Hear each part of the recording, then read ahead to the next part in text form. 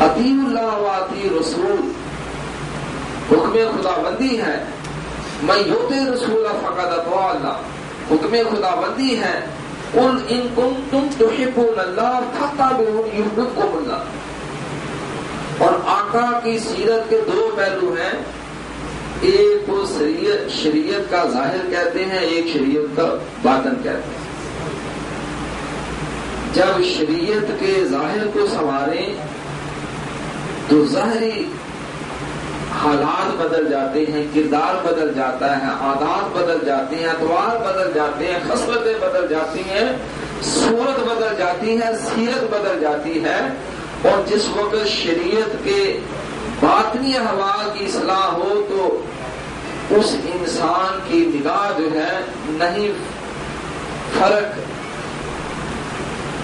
فرق نظر و صفا میں کچھ ایسا، نہیں فرق فقر و صفا میں کچھ ایسا، وہ صفا کی تیغ بازی، یہ نگاہ کی تیغ بازی۔ جب شریعت کا باطن روشن ہو جاتا ہے تو جو کام 5 لاکھ فوج کرتی ہے وہ اکیلا داتا جوری کر جاتا ہے۔ نگاہ ولی میں یہ تاثیر دیکھی، بدلتی ہزاروں کی تقدیر دیکھی۔ نگاہ مرد مومن سے بدل جاتی ہیں تقدیریں، گر ہو ذوق یقین پیدا تو کٹ جاتی ہیں زنجیریں۔ نہ مسجد سے نہ مکتب سے نہ ہے کالج کے در سے پیدا، دین ہوتا ہے بزرگوں کی نظر سے پیدا۔ تو شریعت کے ظاہر کو اپنانا بھی ضروری ہے اور شریعت کے باطن کو اپنانا بھی ضروری ہے، تب اسوہ حسنہ پہ کامل عمل ہوگا۔ آقا کی سیرت کے ظاہری پہلو، آقا کی سیرت کے روحانی بیت اور باطنی پہلو اللہ نے مطلق اتباع کو حکم دیا ہے، 50% نہیں 100%۔ ادخلوا فی السلم کافہ۔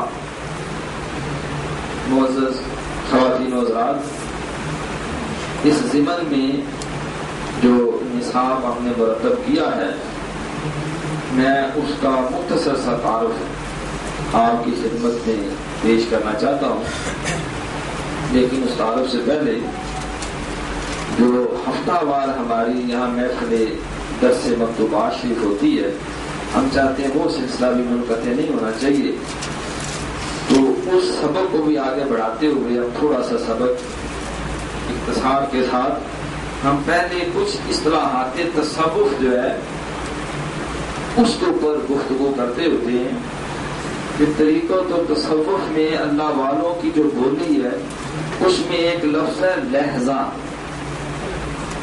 جس کو علامہ اقبال نے بھی کہا ہر لہجہ ہے مومن کی نئی شان نئی آن، کردار میں گفتار میں اللہ کی برہان۔ یہ راز کسی کو معلوم نہیں کہ مومن قاری نظر آتا ہے، حقیقت میں ہے قرآن۔ قہاری و غفاری و قدوس و جبروت، یہ 4 عناصر ہو تو بنتا ہے ہر لہجہ ہے مومن کی نئی شان نئی آن۔ لفظی معنی لمحہ گھڑی و ساتھ کے ہیں، یہ قرب الہی کی ایک پوشیدہ چمک ہوتی ہے لحظہ جو ہے، جس سے محض فضل کے تحت شعور میسر آتا ہے۔ یہ سال کے راہ کو کشف کا نور، قرب کا لباس، تجلی کا ذوق، ٹھہراؤ کے آواز سے تحفظ مہیا کرتا ہے، تو اس پر مجاہدات کو آسان کرتی ہے، معاملات کی سرکشی سے خلاصی ملتی ہے، ہدایات کے قبول سے نجات کا باعث ہوتی ہے۔ قرآن کریم درج ذیل آیت سے مستنبط ہوتا ہے انظر الی الجبل فإن استقر مكانه سوف ترانی، سورہ اعراف 143 نمبر آیت۔ تم پہاڑ کی طرف دیکھو، اگر یہ اپنی جگہ پر کھڑا رہا تو مجھے دیکھ سکو۔ یہ لہجہ جو ہے یہ ایک گھڑی، دیکھو سال کو اگر سمیٹیں تو مہینوں میں آ جاتا ہے، مہینے کو سمیٹیں تو ہفتوں میں آ جاتا ہے، ہفتوں کو سمیٹیں تو دن بن جاتا ہے، دنوں کو سمیٹیں تو گھنٹہ بن جاتا ہے، انہیں سمیٹیں تو منٹ بن جاتے ہیں، منٹوں کو گنے تو سیکنڈ بن جاتے ہیں، سیکنڈ کو پھیلائیں تو منٹ، منٹوں کو پھیلائیں تو دن، دنوں کو پھیلائیں تو ہفتہ، ہفتوں کو پھیلائیں تو مہینہ، مہینوں کو پھیلائیں تو سال، سالوں کو پھیلائیں تو صدی، صدیوں کو پھیلائیں تو طویل عرصہ۔ تو جو جس کا لحظ ٹھیک نہیں، سیکنڈ ٹھیک نہیں، اس کا منٹ بھی ٹھیک نہیں ہوگا، جس کا منٹ ٹھیک نہیں گھنٹے بھی ٹھیک نہیں ہوں گے، جس کے گھنٹے ٹھیک نہیں ہفتے، مہینے، سال اور کروڑوں صدیاں بھی ملتے ٹھیک نہیں ہوگی۔ اصل ضرورت ہے ہر لحظے کو ٹھیک کیا جائے، اپنے لحظ کی حفاظت کی جائے۔ اللہ والوں نے جو ذکر پاس انفاس دیا ہے کہ اپنی ہر سانس کی نگرانی کرو، اپنے ہر سیکنڈ پہ دھیان کرو، جس کو قرآن نے کہا کہ وَلْتَنْظُرْ نَفْسٌ مَا قَدَّمَتْ لِغَدٍ، ہر انسان کو چاہیے کہ اپنی ہر گھڑی کی نگرانی کرے کہ اس نے اس گھڑی کو پچھلی گھڑی میں جو بدل دیا ہے کس حال میں بدل دیا ہے، وہ اپنا جائزہ لے، کیونکہ جو کچھ انسان کے ہاتھ میں ہے وہ اس کا مستقبل ہے، نہ حال اس کے کنٹرول میں ہے، نہ ماضی اس کے کنٹرول میں ہے۔ ماضی وہ جو گزر چکا، حال وہ جو تیزی سے گزر رہا ہے، اور ہر سیکنڈ تیزی سے گزر کر وہ ماضی میں تبدیل ہو رہا ہے۔ ہمارے ہاتھ میں صرف ہمارا مستقبل،